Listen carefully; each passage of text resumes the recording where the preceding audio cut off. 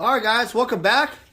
Welcome back to another video. All right, guys, so before we start the video, I want to remind you guys, if you're interested in Summer Magic the Gathering, I am your source. Please contact me at 206-914-7974. You can call me or text me, or send me an email at daniel@vintagemagic.com.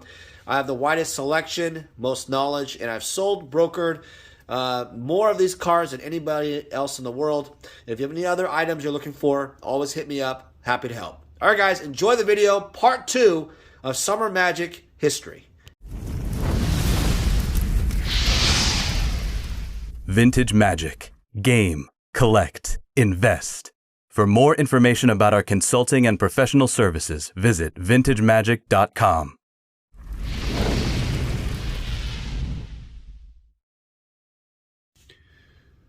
All right, guys, welcome back. It's me, Daniel, with VintageMagic.com. Thank you again for watching another video.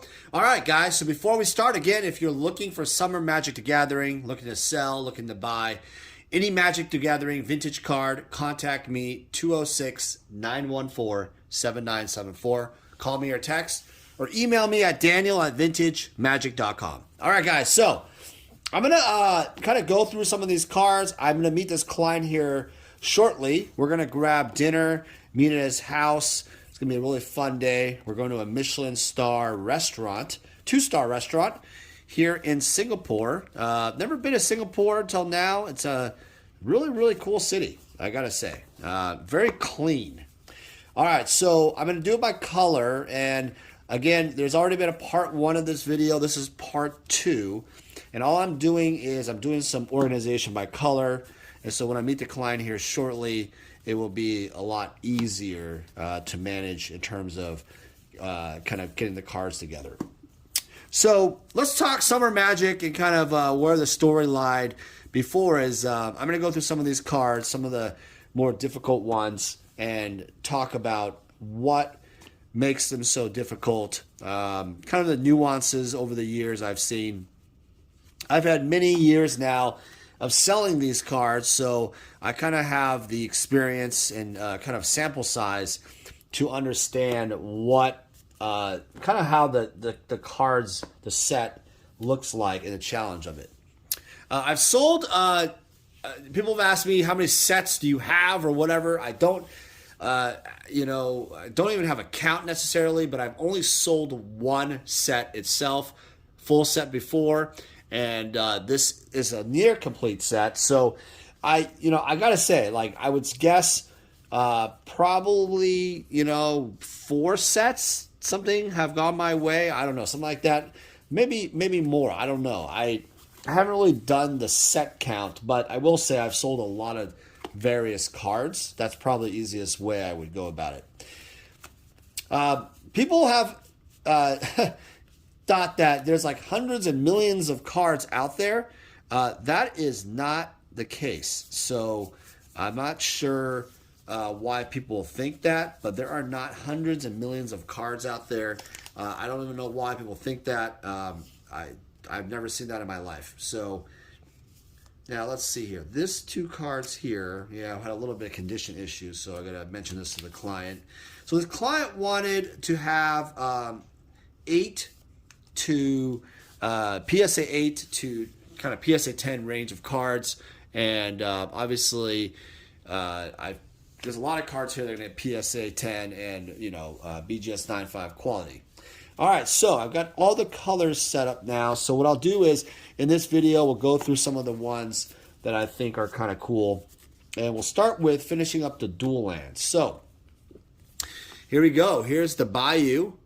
And the Bayou is a really hard one. I don't even know if there's a 9.5 actually.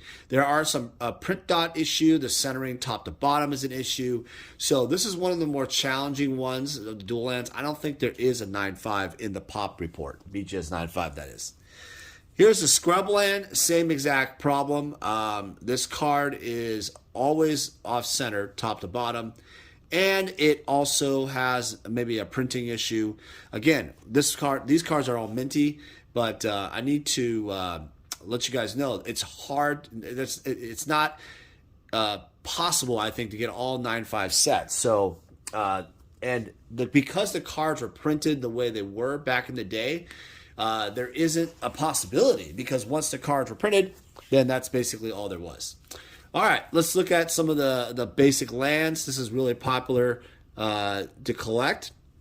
So let's put the swamp back there. So what we have here is, okay. So the client already has some of these cards, but here are the lands that are needed for the set. Here's the trees, plains. This card, I don't think it's that challenging.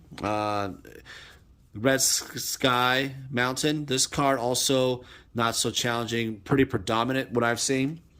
This one here, the Arabian Nights version of the mountain, actually is one of the most popular and harder ones to find out there. The Pink Sky Island tend to be a little bit off-center top to bottom. This one's nicely centered, and overall it's decently centered. This one is more predominant of the islands I've seen. This Blue Sky and the Sunset. Sunset, I think, is the hardest one. You're probably wondering why this even matters, because, well, you know, just kind of through the years, I've kind of gained this knowledge of what is the hardest ones to find. It's kind of, I don't know, if maybe that's like a fun fact. Some of you guys may not even care about this, but if you care about Summer Magic, I've just wanted to make videos out of it because they're going to a new home, and I figured I wanted to kind of share that knowledge. This Eyes Forest one is one that's a little bit challenging to find in general. Top to bottom centering is hard on it. The 2-branch version of the swamp, this one here, this one is hard to find from what I've seen. Top to bottom centering is also very bad. And then you have the Orange Sky Swamp, again, top to bottom. This one I think is a little bit more predominant. And yeah, and then they obviously have the other lands the client has. Those there's nothing else I can say about those other than I think the Path Forest is a very popular one. That one's a little bit challenging to find too. All right, so for this video, why don't we go through the blue cards, because everybody likes blue. Everybody loves blue. All right, I'm gonna try to go through as much as I can here. And sorry if I'm a little fast today, but I'm just gonna be a little efficient with time because I got to meet the client here soon. All right. So Anime Artifact, this one is more predominant, not difficult. Brain Geyser, typical left to right centering issue. Let's see, Copy Artifact, a rare. Yeah, this one is challenging top to bottom. I have seen 9/5s of this, but not super easy. Hercule's Recall is one that's hard to find in general. Very, very rare. I don't know if it's a short print or something, but I think in a rare, super hard to find. Some people like the art itself. Jump, Mike the Alpha Hoarder's favorite card. Not too challenging, but again, the commons are rarer than you think. Life Tap, I think this is a little bit more predominant, easy to find and centered. Lord of Atlantis, I've graded quite a bit of these in 9/5, not difficult to find and centered, that is. But rares are always hard. Mahamoti, same idea. Easy to grade, but hard to find. Mana Short, this one is left to right centering, very difficult, top to bottom. One of the more difficult ones to get, high quality. Phantasmal Terrain, yep, same idea. Comments are tough to find, nothing special there. Pirate Ship, top to bottom centering is usually okay.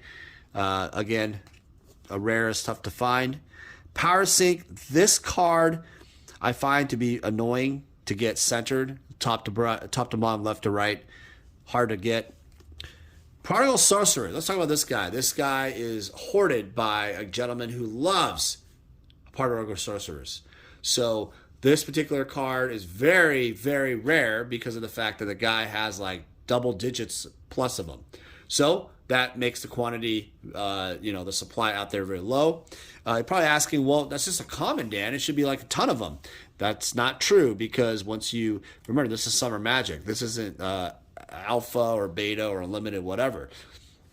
Psychic Venom, nothing to say about this one. Pretty basic, not easiest to get. I don't think a 9/5 exists.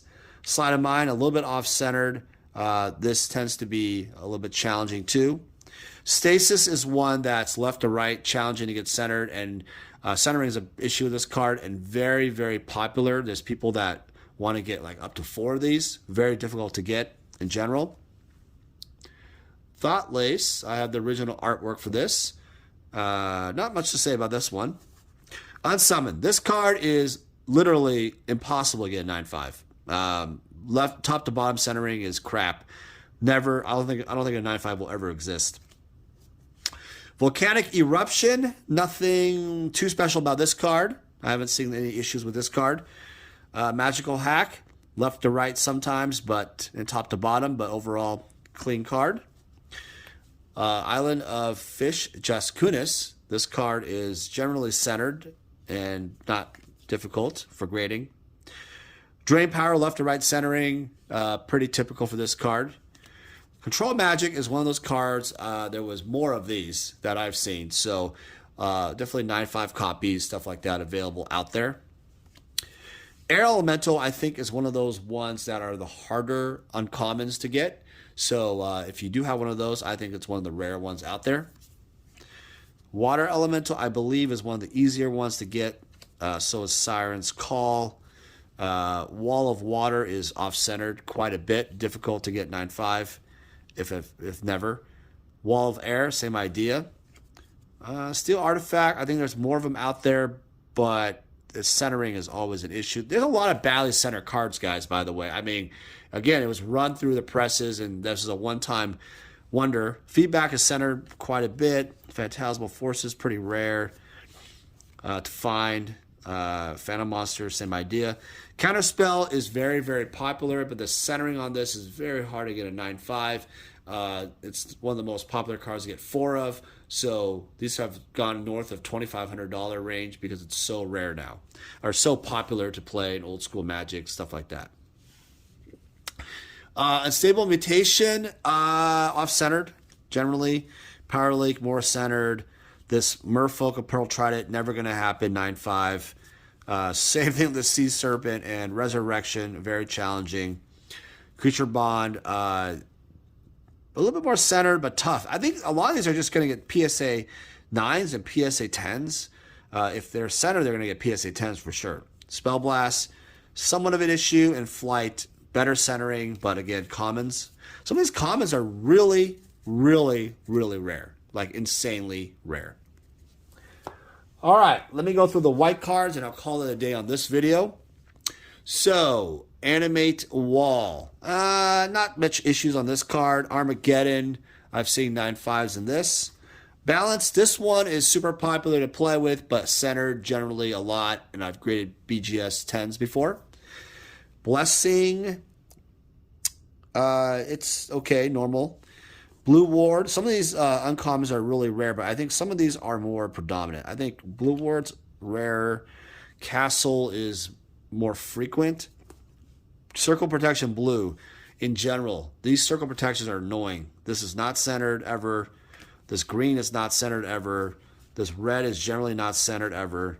This white is not centered ever. I mean, it's just annoying. It's annoying. So if you find centered copies for some ridiculous reason, I don't know. It's pretty hard. And mint, obviously. Conversion, I think there's more of those. Crusade is off-centered left to right. Difficult to get 9/5. Probably won't get one ever. Disenchant is one of the more difficult commons because people want 4 of these, and it's really hard to find centered. Difficult card.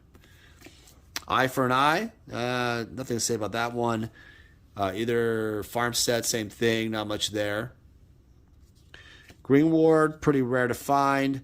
Centered. Healing Salve, annoying. Holy Armor, annoying.